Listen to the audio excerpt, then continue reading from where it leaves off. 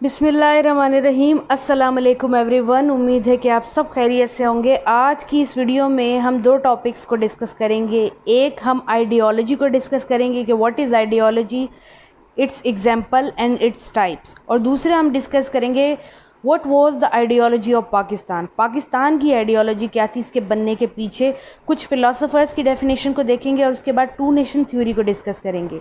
पर अपनी आज की वीडियो की तरफ जाने से पहले, टॉपिक की तरफ जाने से पहले मैं आपको बता दूं कि ये जो नोट्स आपको स्क्रीन पे नज़र आ रहे होंगे ये एक बुक से लिए गए हैं और ये आप भी हासिल कर सकते हैं। इसी वीडियो के डिस्क्रिप्शन बॉक्स में एक लिंक दिया हुआ है नोट्स पीडीएफ का। जब आप उस लिंक पे क्लिक करेंगे तो आप मेरी वेबसाइट पे चले जाएंगे, वहाँ से ये नोट्स का पीडीएफ आप डाउनलोड कर सकते हैं। अब चलते हैं अपने आज की टॉपिक की तरफ, जिसमें हम सबसे पहले डेफिनेशन ऑफ आइडियोलॉजी, फिर टाइप्स, एग्जाम्पल्स वगैरह को देखेंगे। सबसे पहले डेफिनेशन से स्टार्ट करते हैं। The social, political and religious program of a movement that become a collective objective of a nation is known as ideology. आम जबान में समझने की कोशिश करें तो आइडियोलॉजी का लफ्ज़ आइडिया से निकला है। आइडिया किसी के भी दिमाग में आने वाले किसी भी थॉट को कहते हैं, किसी भी सोच को कहते हैं। और लॉजी एक ग्रीक वर्ड है जिसका मतलब होता है स्टडी ऑफ, यानी कि उस चीज़ के बारे में स्टडी करना, यानी कि आइडिया की स्टडी को आइडियोलॉजी कहते हैं।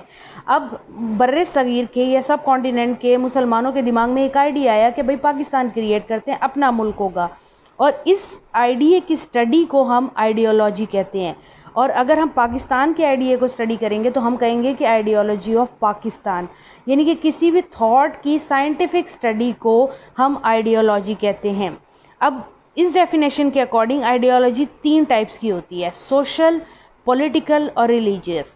सोशल से मुराद ये है कि अगर हम कोई भी चीज़ अपने माशरे के लिए कायम करते हैं, फॉर एग्जांपल हम एक स्कूल कायम करना चाह रहे हैं, मेरे दिमाग में आइडिया आता है, आपके दिमाग में आता है, तो वो एक सोशल कॉज है, वो सोशल आइडियोलॉजी कहलाएगा। इसी तरह अगर वो कोई पॉलिटिकल काज है जिसके अंदर लीडर बनाया जाता है किसी को, जैसे कि वो उसके अंदर कोई एमएनए, एमपीए या रेवोल्यूशनरी थॉट हो या सेपरेशन ऑफ लैंड हो, इन चीज़ों से रिलेटेड है, कोई नई अमेंडमेंट पास करानी है, तो वो पॉलिटिकल हो जाता है। इसके बाद जो थर्ड टाइप ऑफ आइडियोलॉजी है वो है रिलीजियस आइडियोलॉजी। रिलीजियस आइडियोलॉजी वो होता है जिसके अंदर आप अपने रिलीजन की कोई नुमाइंदगी कर रहे होते हैं, जैसे कि सुन्नीज़म की या फिर क्रिश्चियनिटी की या फिर मुस्लिम होने की या फिर अब जूइश होने की, अपने रिलीजन के अकॉर्डिंग जो प्रोग्राम आप लेके आते हैं उसको फॉलो कर रहे होते हैं। तो आइडियोलॉजी आपको समझ आ गई है कि किसी भी आइडिया की स्टडी को कहते हैं, और ये तीन तरह की होती है, सोशल, पॉलिटिकल और रिलीजियस। अब इस डेफिनेशन के अंदर आगे बताया गया है कि आइडियोलॉजी हम उसको कहते हैं कि कोई भी आइडिया सोशल, पॉलिटिकल या रिलीजियस हो और वो एक ऐसा प्रोग्राम बन जाए, एक ऐसी मूवमेंट बन जाए जो पूरी नेशन का मौक़िफ़ हो, या उसके पीछे उसको फॉलो करने वाले लोग 100 बिलियंस या फिर थाउजेंड्स के अंदर हों।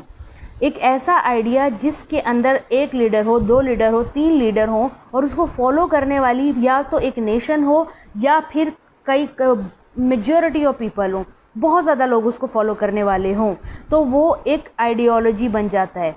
इसकी मिसाल मैं आपको पाकिस्तान की देती हूँ कि सब कॉन्टिनेंट एक कंट्री था, उसके अंदर मुसलमान जो थे वो माइनॉरिटी में थे, लेकिन स्टिल उनकी आइडियोलॉजी डिफरेंट थी, उनकी आइडियोलॉजी, उनका रिलीजन डिफरेंट था। तो उन्होंने रिलीजियस आइडियोलॉजी के बेस पे, यानी कि इस्लाम की बेस के ऊपर उन्होंने एक आइडियोलॉजी पेश की जिसका नाम था टू नेशन थ्योरी। जिसका मतलब ये था कि हिंदू अपना अलग रिलीजन रखते हैं, हम अपना अलग रिलीजन रखते हैं, और हम एक साथ नहीं रह सकते, तो उनका अलग मुल्क होना चाहिए, हमारा अलग, और बड़े सगीर का टुकड़े होने चाहिए। तो ये आइडियोलॉजी जो है, ये आइडियोलॉजी ऑफ पाकिस्तान भी बनी, और इसी आइडिया को फॉलो करने वाले थाउजेंड्स, बिलियंस में मुस्लिम थे, तो वो एक मूवमेंट भी बनी और objective of nation, Muslim nation भी बना। तो ये एक आइडियोलॉजी है। अब आइडियोलॉजी का एम क्या होता है? आइडियोलॉजी का एम होता है कि इंसान अपना फ्यूचर बेहतर बनाए। अगर हम इसकी मिसाल बर्रे सगीर से ही लें, पाकिस्तान की आइडियोलॉजी से ही लें, तो बर्रे सगीर के मुसलमानों को अच्छी जॉब्स नहीं मिलती थी, उनके साथ अच्छा सलूक नहीं होता था, उनके इक्वल राइट्स नहीं थे। वो आज भी, आज के 21st सेंचुरी के अंदर भी मुसलमान ईद उल अज़हा के ऊपर गाय या भैंस की कुर्बानी नहीं कर सकते इंडिया के अंदर, क्योंकि हिंदू उसको अपनी मदर मानते हैं। तो इनका आइडियोलॉजी डिफरेंट थी। तो अब वहाँ के मुसलमानों ने उस टाइम में सोचा कि हम अपने बच्चों के लिए एक अलग मुल्क क्रिएट करके जाएं, हम तो बेशक कट जाएंगे, मर जाएंगे, लेकिन हमारा फ्यूचर बेहतर होगा। तो आइडियोलॉजी का हमेशा काम ये होता है, ये आइडियोलॉजी का आइडिया इसीलिए वो क्रिएट किया जाता है ताकि फ्यूचर को बेहतर बनाया जा सके। ठीक है, इसके बाद एक डेफिनेशन लिखी हुई है जॉर्ज ब्रास ने, वो कहते हैं कोई भी एनी प्लान और प्रोग्राम ऑफ कॉमन लाइफ जो हमारी आम जिंदगी से ताल्लुक़ रखता हो, बेस्ड अपॉन कॉमन थिंकिंग, हमारी थिंकिंग या हमारी फ़िलॉसफी से ताल्लुक़ रखता हो, वो आइडियोलॉजी कहलाता है। अब आइडियोलॉजी ऑफ पाकिस्तान क्या है, हमने टाइप्स देख ली। अब इसकी एग्जाम्पल भी किसी भी आइडियोलॉजी की अगर आपके पास डेफिनेशन आती है तो आप आइडियोलॉजी ऑफ पाकिस्तान उसकी एग्जाम्पल में दे सकते हैं। इसके अलावा ideology of Apple company, Microsoft company, इसके अलावा जितनी भी नेशंस बनी उनकी आइडियोलॉजी, मॉडर्निज्म, रेनेसां पीरियड, कोई भी दे सकते हैं। आइडियोलॉजी ऑफ पाकिस्तान जब हम पढ़ते हैं तो सिर्फ एक लाइन दिमाग में आपकी आनी चाहिए कि Islam is the centre ideology of Pakistan. इस्लाम जो है वो सेंटर आइडियोलॉजी था पाकिस्तान का। सब कॉन्टिनेंट के अंदर दो नेशंस रहती थी, एक मुस्लिम रहती थी, एक हिंदू रहती थी। हिंदुओं का रिलीजन बिल्कुल डिफरेंट था, मुसलमानों का बिल्कुल डिफरेंट है। मुसलमानों ने इसी वजह से कि वो एक तो कम तादाद में थे, दूसरा वो ऑपरेशन भी थे, ऑपरेस्ड थे हिंदुइज़्म से और वहाँ पे रहने वाले क्रिश्चियन और जूइश लोगों से। तो उन्होंने कहा कि हमें हमारी सेपरेट लैंड चाहिए जिसके ऊपर हम इस्लाम के प्रिंसिपल्स के अकॉर्डिंग अपनी लाइफ गुजार सकें। तो ये बना आइडियोलॉजी ऑफ पाकिस्तान।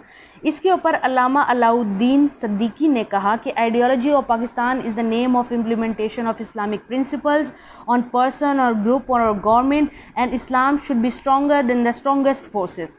यानी कि आइडियोलॉजी ऑफ इस्लाम जो था वो बेसिकली अपनी ज़िंदगी इस्लाम के अकॉर्डिंग गुजारना चाहते थे मुसलमान। अब पर्सनल लेवल पे अपने घर के अंदर, अपने मोहल्ले के अंदर उनकी गवर्नमेंट भी ऐसी ही हो जो इस्लाम पे मबनी हो। इसके अलावा सैयद अली अब्बास जो हैं वो कहते हैं, फॉर्मर प्रोफेसर ऑफ हिस्ट्री हैं, वो आइडियोलॉजी ऑफ पाकिस्तान को कुछ इस तरीके से डिफ़ाइन करते हैं कि ideology of Pakistan and ideology of Islam is same, यानी कि इनका कोई भी इनमें फ़र्क नहीं है। Actual ideology of Islam is the practical shape of teaching of Islam. ये बहुत ही इंपॉर्टेंट है अगर आप इसको करना चाहें। अब थोड़ा टू नेशन थ्योरी को देख लेते हैं क्योंकि वो भी आइडियोलॉजी ऑफ पाकिस्तान से रिलेटेड है। जब हम टू नेशन थ्योरी का जिक्र करते हैं तो सिर्फ आपके दिमाग में ये बात आनी चाहिए कि इंडिया के अंदर दो नेशन, सब कॉन्टिनेंट के अंदर दो नेशंस थी, एक मुस्लिम्स की और एक हिंदू की। और इसी पर्सपेक्टिव को लेके चलने वाले सर सैयद अहमद ख़ान, कायद आज़म, अल्लामा इकबाल यही बात कहते थे कि हिंदू अलग हैं और मुसलमान अलग हैं। किसी ने कायद आज़म से पूछा कि भाई आप क्यों पाकिस्तान बनाना चाहते हैं, आप देखें बड़े सगीर के अंदर हिंदू और मुसलमान भाई भाई हैं। तो उन्होंने ये जवाब दिया कि Pakistan had come into being when the first Hindu become a Muslim. यानी कि उन्होंने कहा कि पाकिस्तान जब ही वजूद में आ गया था या पाकिस्तान का आइडिया जब ही बन गया था, उसकी ज़रूरत जब ही पैदा हो गई थी जब पहला हिंदू मुसलमान हुआ था। और पहला हिंदू उनसे की मुराद यही थी, हिंदू राजा समरी जो थे वो इस्लाम में कन्वर्ट हो गए थे। टू नेशन थ्योरी आम ज़बान में मैं आपको समझाऊं तो वो यही है कि बड़े सगीर के अंदर दो कौमें रहती हैं, एक हिंदू की रहती है और एक मुसलमान की रहती है। उम्मीद है कि आपको आज बेसिक इंट्रोडक्शन आइडियोलॉजी का और समझ आ गया होगा और इसके अंदर आपको पाकिस्तान की आइडियोलॉजी भी समझ आ गई होगी। अगली वीडियो तक के लिए अपना ख्याल रखें, बाकी वीडियोज़ को भी ज़रूर देखें। अल्लाह हाफिज़।